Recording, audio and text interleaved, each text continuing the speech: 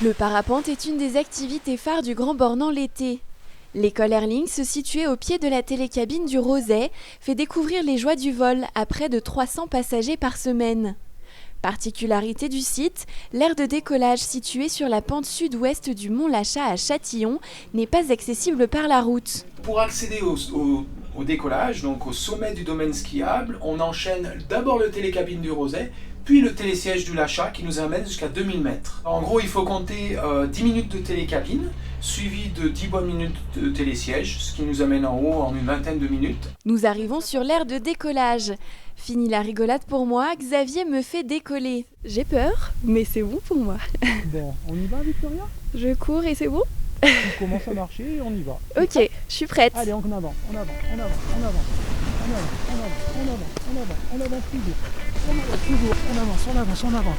On avance et on vole, c'est parfait Victoria. Superbe. Et là tu t'installes tranquillement. C'est pas obligé de passer les bras, mais voilà, tu connais la procédure. Face à mon appréhension, Xavier me rassure en m'expliquant les rudiments du vol en parapente. Donc on va retrouver notre collègue Sylvain qui est au Roc des Arces et qui, comme tu le vois, a pris déjà une ascendance. Donc il va nous indiquer la route. L'air est transparent, donc tous les indices ont leur importance, notamment les autres parapentes ou les oiseaux bien entendu. Les oiseaux de proie en particulier, qui utilisent les mêmes ascendances que nous avec un sens beaucoup plus développé que le nôtre. Donc on les imite en enroulant le thermique, c'est-à-dire en faisant des cercles qui nous permettent de rester dans les zones favorables et de monter, tout simplement. Avec 1000 mètres de dénivelé entre le décollage et la zone d'atterrissage, le vol dure au minimum 15 à 20 minutes. De quoi apprécier la vue sur la chaîne des Aravis, le Mont Blanc quand il n'est pas caché derrière les nuages, et même le lac Léman au loin.